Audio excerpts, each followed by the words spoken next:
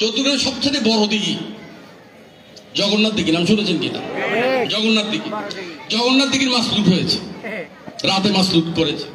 কে করেছে? ছোট সাহেব করেছে। ছোট সাহেবটা কি জানেন নাকি? আপনারা জানেন নাকি? ছোট সাহেব লুট করেছে।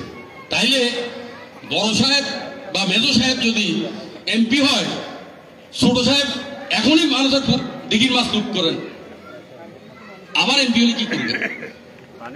আপনারা এখানে অনেক হাজি সাহেব আছেন না? আছেন নাকি? তাই হাত তুলেন তো হাজি সাহেব। আচ্ছা, হাজি সাহেবরা আছেন।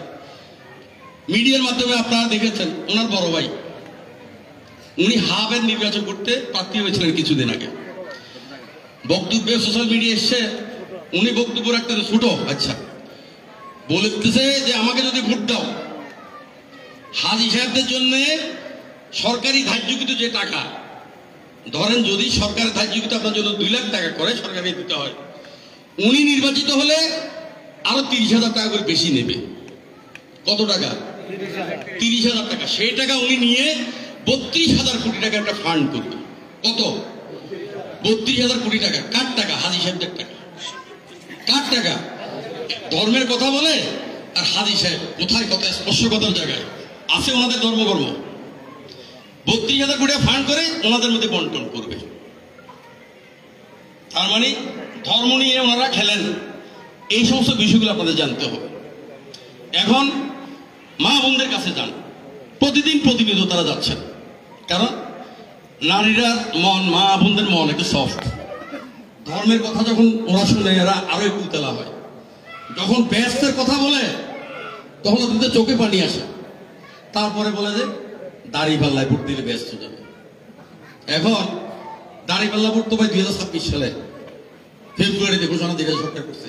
আজকে যিনি মারা যাবেন, আজকে আমার মা বোন যিনি মারা যাবেন, উনি কিভাবে ব্যস্ত যাবেন?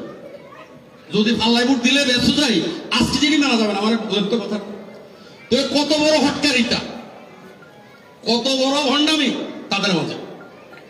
তো মা বোনদেরকে যেহেতু একজন বক্তা এখানে বলেছেন, ভাইয়েরা বাবারা অনেক বেশি বিদেশ থাকেন, মাদের ভোট বেশি, 55% ভোট 14 মায়েদের।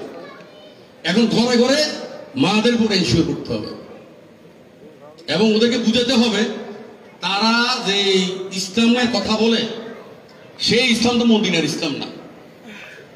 তারা যে ইসলামের কথা বলে সেই ইসলাম হযরত মুহাম্মদ সাল্লাল্লাহু আলাইহি ওয়াসাল্লামের ইসলাম না। বলে কিভাবে? তাদের প্রতিষ্ঠা হয়েছে কত? 1941 সালে। কত? 1941 সালে। ওদের প্রতিষ্ঠাতার নাম কি জানেন? মাওলানা আবুল আলাম।